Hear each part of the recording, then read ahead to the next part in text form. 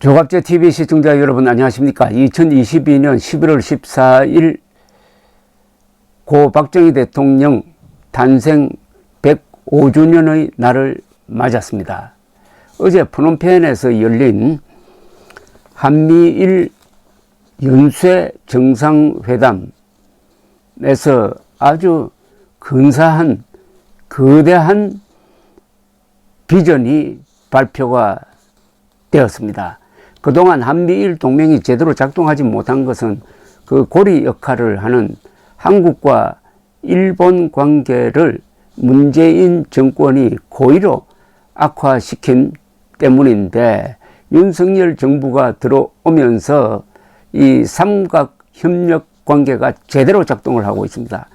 그래서 북한 핵의 도발과 위협에 대한 적극적 대응뿐만 아니라 러시아, 중국의 국제법 위반 행위에 대해서도 공동 대응하겠다는 내용뿐만 아니라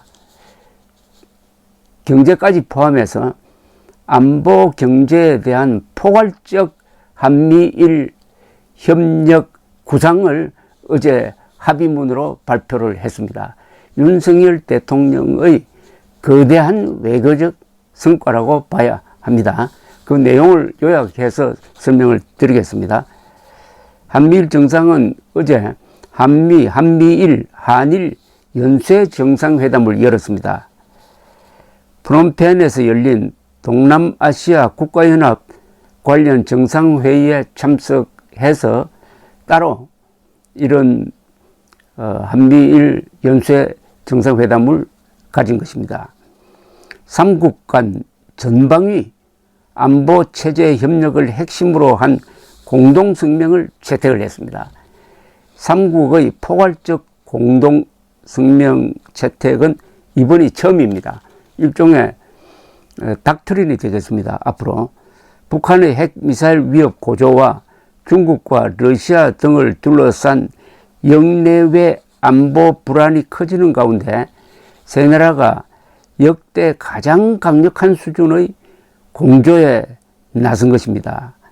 미국 백악관 제이크 슬리번 국가안보보좌관은 오늘 열리는 미국, 중국 정상회담을 앞두고 북한이 도발을 계속하면 동북아 지역에서 미군 주둔 및 미국의 안보력 강화로 이어질 수밖에 없다고 이야기할 것이라고 밝히기도 했습니다.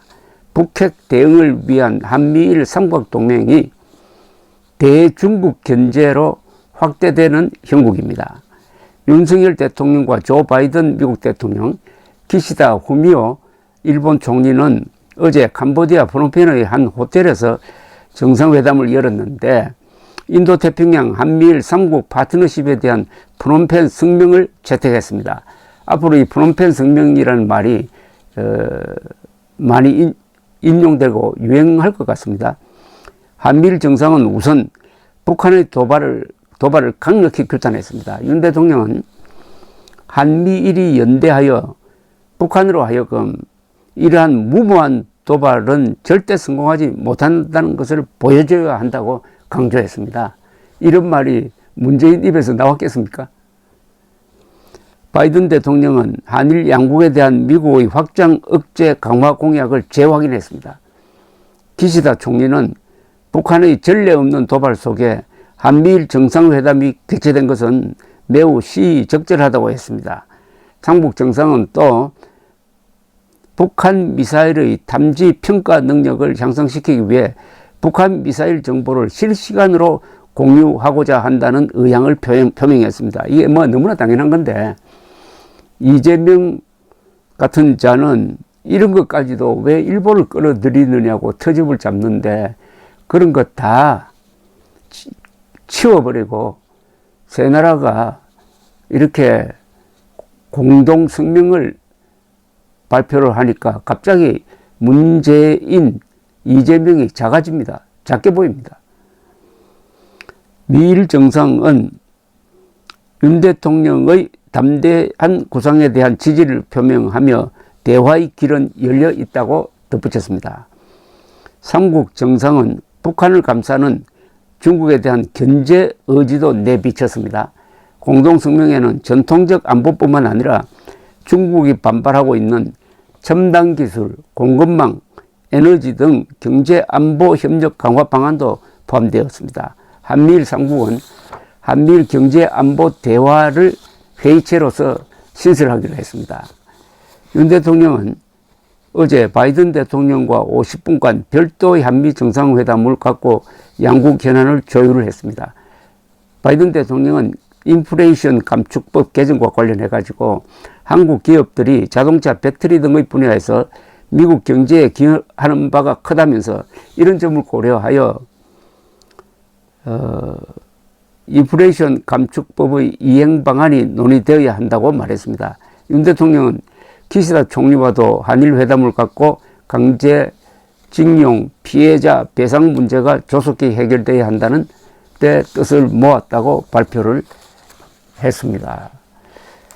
조금 더 설명을 드리면은 세 나라 정상은 불법적인 해양 권익 주장을 포함하여 인도 태평양 수역에서의 그 어떤 일방적 현상 변경 시도에 강력히 반대한다. 이건 완전히 중국을 표적으로 하고 있습니다. 그렇게 말하면서 경제적 강압에 함께 대항하고 투명한 차관 공역 관행을 한 목소리로 지지할 것이다. 물론 중국을 직접적으로 명시하지는 않았지만은 사실상 중국을 겨냥해 한 목소리를 낸 것입니다. 삼국 연대를 강화하여 인도 태평양 지역에서 중국의 영향력 확대를 견제하려는 미국 바이든 행정부의 의중이 담긴 것이고 여기에 한국과 일본이 적극적으로 동조하고 있다 이거죠. 여기에 대해서 중국이 어떻게 나올지 주목되는데 뭐 겁낼 것 없습니다. 한미일 동맹만 흔들리지 않으면은 중국, 러시아, 북한의 그 어떤 도전에도 대항할 수 있습니다. 미국은 세계에서 가장 강하고 가장 착한 나라죠. 민주주의를 하니까. 일본은 실질적으로는 세계에서 가장 부자입니다. 대외 채권액이 세계에서 1등입니다. 한국 또한 막강한 재래식 군사력과 반도체를 중심으로 한 첨단 기술을 보유하고 있습니다. 한미일이 뭉쳐버리면은 그 힘으로 중국, 러시아, 북한을 합친 힘보다 몇 배나 강합니다. 여기에는 또 돈으로는 계산할 수 없는 자유동맹이라는 가치가 있습니다. 이 가치는 그 어떤 가치보다도 고귀한 것입니다. 지금까지 5년 동안, 최근 5년 동안 문재인이가 끼어가지고 한미동맹도 악화시키고 한일관계도 악화시켜서 중국, 러시아, 북한만 살판나게 했는데 윤석열 대통령이 됨으로써 이렇게 바뀌었다. 이렇게 외교가 바뀔 수가 있느냐. 여러분, 윤석열 대통령에 대한 지지 여부, 호불호를 젖혀놓고 이거는 이 정상회담에 대해서는 박수를 보내야 합니다. 정권 교체의 보람을 느낍니다. 물론 국내 문제는 어느 민주주의 국가나 다 그렇듯이 시끄럽습니다. 또 민주주의 국가는 시끄러울 수밖에 없습니다. 세계에서 가장 조용한 나라 있지 않습니까? 북한 아닙니까? 잘 됩니까?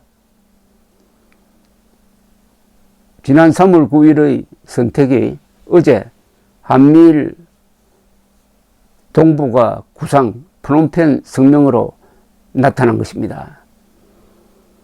한국과 미국이 손잡았다는 것은 세계사적 의미가 있습니다. 한국과 미국이 손잡고 어떻게 보면 20세기 후반의 역사를 이끌었다고 볼 수가 있습니다. 한국전에 남침을 당하고도 한국과 미국이 손잡고 그 야욕을 저지를 했습니다. 그리하여 일본이 경제 부흥하고 독일이 재무장하고 나토가 군사 동맹체로 강화되고 대만이 살고 그리고 트루만 대통령이 본격적으로 군비 경쟁을 시작해가지고 이 요소가 모여가지고 그 40년 뒤에 소련 제국이 무너지고 말았습니다. 그 사이에 우리는 박정희라는 위대한 지도자를 만나서 고도 경제 성장에 성공했습니다. 한강의 기적을 만들었습니다. 그 힘을 모아서 전두환, 노태우 두 분의 수고로 서울 올림픽을 성공시켰습니다. 북방정책 민주화가 이어졌습니다. 이를 통해서 우리는 자유세계에 기여를 했습니다. 6.25 남침 저지, 한강의 기적, 서울올림픽이야말로 자유세계를 위한 한국인들의 헌신이었습니다. 우리가 진 빚을 갚았습니다. 그 힘으로 프놈펜 성명과 같은 당당한 말을 할 수 있게 되었습니다. 이제는 미국도 일본도 한국을 얕볼 수가 없습니다. 한국 빼고는 세계 정세를 논할 수 없다는 것을 어제 잘 보여주었습니다. 그 한국의 실력을 업고 윤석열 대통령이 국제 무대에서 발언하니까 얼마나 당당하게 보이고 힘있게 보입니까? 어제 정상회의에서 윤석열 대통령은 러시아의 우크라이나 침공을 비판하고 미얀마의 인권 탄압을 비판하고 그리고 중국의 국제법 위반 행위를 비판했습니다. 말하자면 자유세계와 독재로 쫙 나누어지는 그 세계에서 확실하게 자유세계 편에 서서 이 세계의 독재자들을 향해서 당당하게 이야기할 수 있는 대한민국 대통령, 어제는 대통령이 자랑스러운 날이었습니다. 감사합니다.